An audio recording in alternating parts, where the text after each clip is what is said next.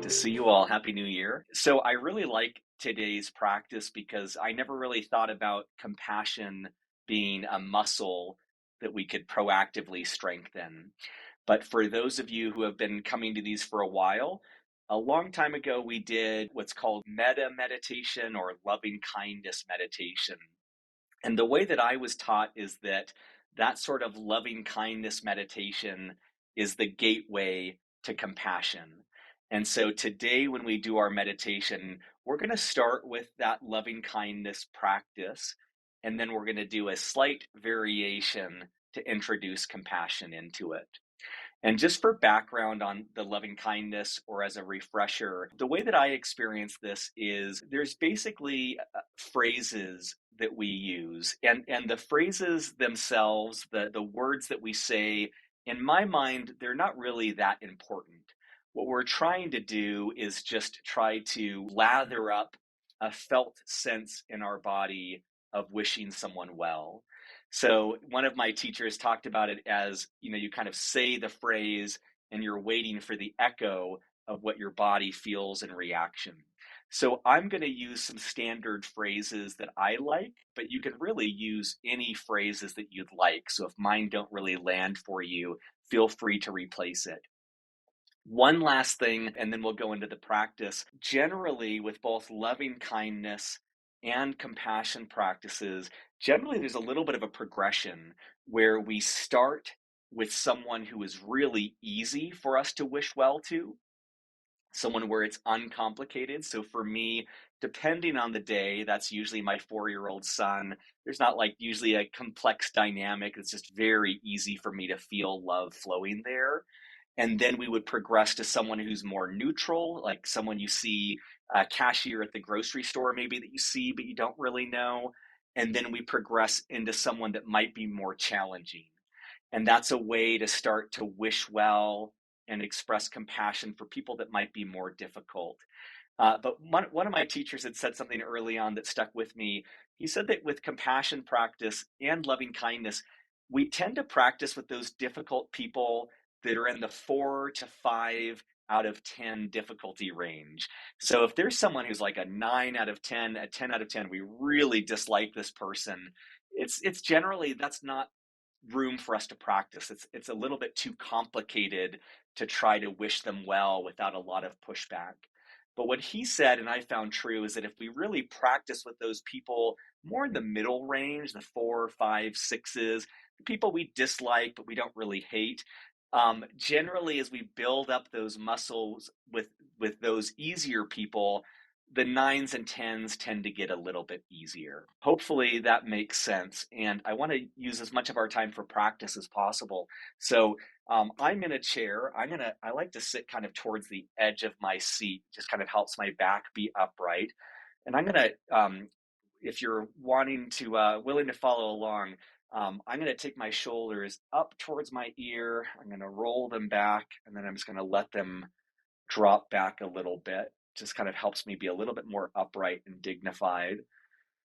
And then for me, I like to close my eyes. You can keep your eyes open. You can do what's called a soft gaze, of just kind of letting your eyes blur, just kind of keeping your eyes open, but not really focusing on anything. For me, I find it easiest just to cut out all the visual stimulation altogether and just close my eyes. And then we're going to take a few mindful breaths here just to slow down and just to allow ourselves to relax and really just to arrive in this present moment together. So I'd invite you to breathe deep into your belly. Hold that inhale for a count of 3, and then exhale fully. On your next inhale, see if you can breathe into your belly. So push your belly out as if it's a beach ball filling up with air. Holding that inhale for a few seconds, and then exhaling. And we'll just do this at your own pace for a few moments here, just trying to let your attention remain on the breath as much as possible.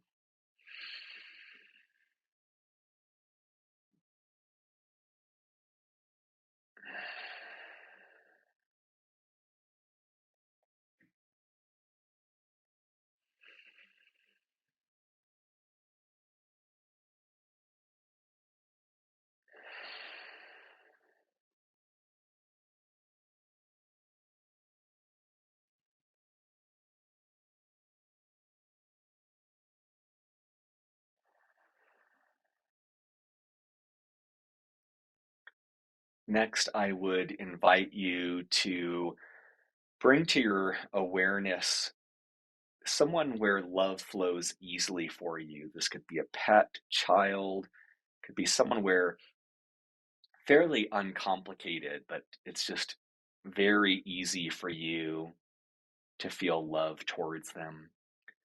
And just imagine them in your mind's eye as if they're seated across from you.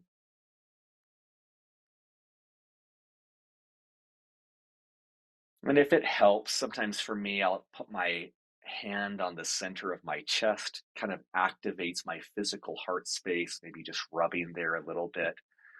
I sometimes just keep my hand there throughout this practice, but I'll walk you through a few of those those loving kindness phrases, really trying to feel them as you just say them in your mind along with me. So picturing that person in front of you, saying in your mind, may you feel happy,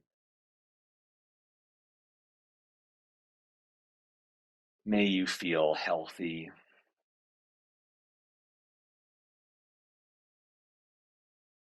may you feel strong, may you know peace. And one more time, may you feel happy, may you feel healthy,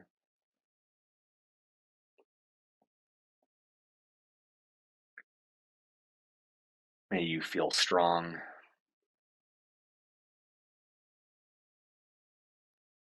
may you know peace.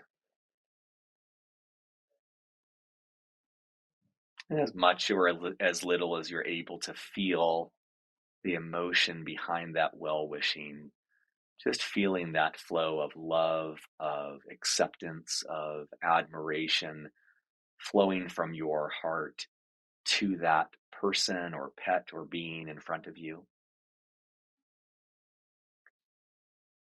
And then if you hold that image of that person or pet in front of you, just imagine that they are going through a period of hardship, maybe something that is frustrating them, something that is making them sad, something that they're finding overwhelming. And just even notice as you do so, if you feel your heart going out to them, your heart changing to feel along with them that moment of suffering. So I picture, for myself, my son, I picture when he falls and he scrapes his knee and he's just crying and just needs me to hold him, just going through a moment of suffering. And as you hold that image of them in that moment of suffering, we'll go through those phrases again. May you feel happy. May you feel healthy. May you feel strong. May you know peace. And as you continue with those phrases, imagine that in some way, whether it's the words, whether it's the love and emotion behind them, that as you say those phrases, in some small way, it eases their burden. In some small way, they feel less alone. They feel more supported. They feel more comforted. May you feel happy.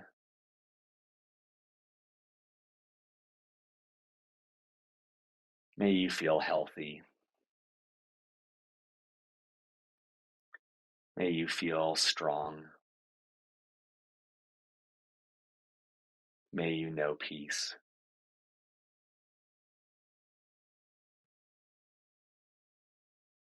And then letting the image of that person fade away, I'd invite you to bring to your mind's eye someone who's more neutral, maybe someone you see periodically at the grocery store as a cash register, maybe someone you pass a nearby neighbor that you don't know well but you see frequently. Just bringing that neutral person to mind. You don't really have a relationship with them. And we'll go through those same phrases again. And just as we did before, trying to feel the intention behind the words of genuinely wishing this person well, cheering them on, sending them in some form love and acceptance and support. May you feel happy. May you feel healthy. May you feel strong. May you know peace.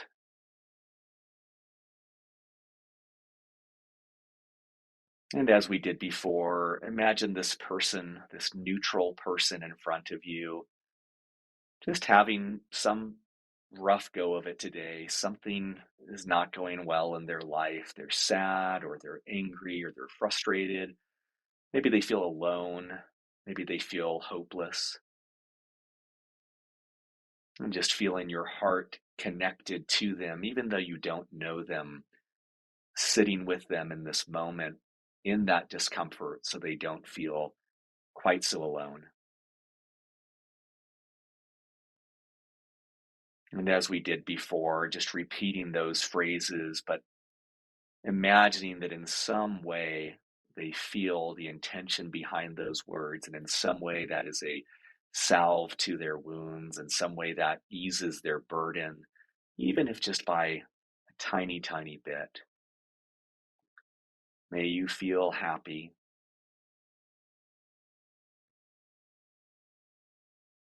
May you feel healthy.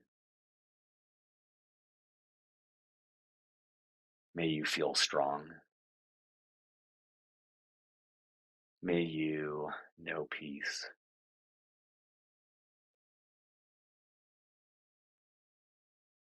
May you feel happy. May you feel healthy. May you feel strong. May you know peace.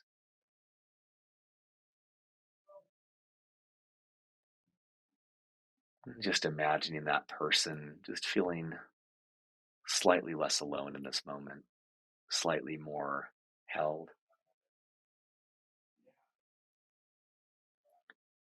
And then letting that person go. Lastly, bringing to mind someone who's difficult, someone who maybe frustrates you, someone you just don't like to be around. And like I said before, trying to keep this to that range of dislike in the 4, 5, 6 out of 10. Not someone that you really can't stand, but just someone you don't like. Or maybe someone you like, but you're just going through a period where you really don't like them in this moment.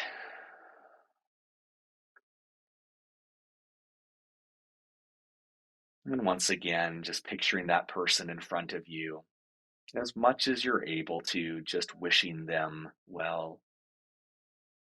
Even though I don't like you in this moment, may you feel happy.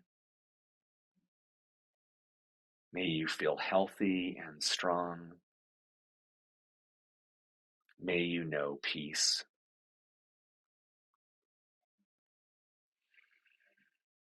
May you feel happy.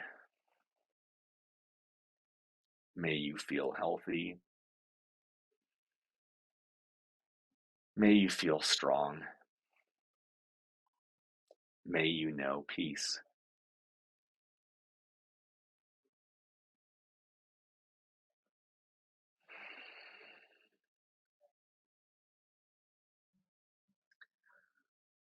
And then lastly, with this person, imagining them, even though you dislike them, imagining them just not doing well right now, struggling in some way. Maybe they are sad.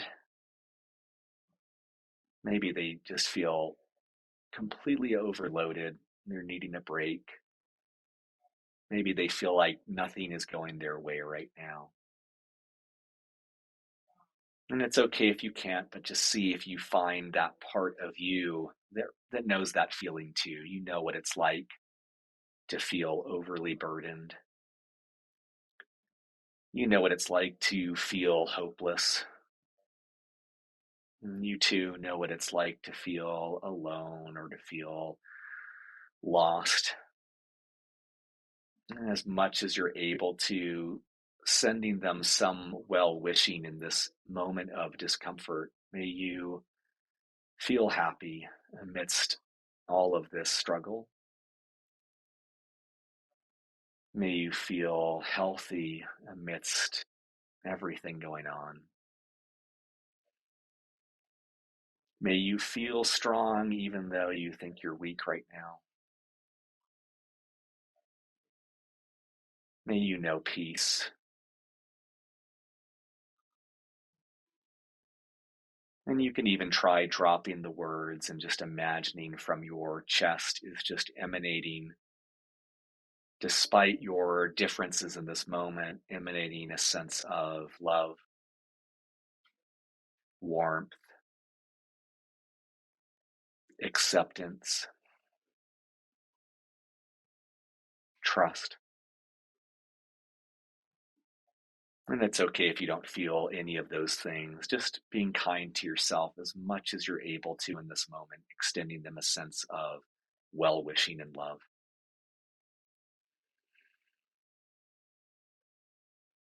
And just feeling them in some way lightened and encouraged by the mere fact that you're thinking of them and wishing them well.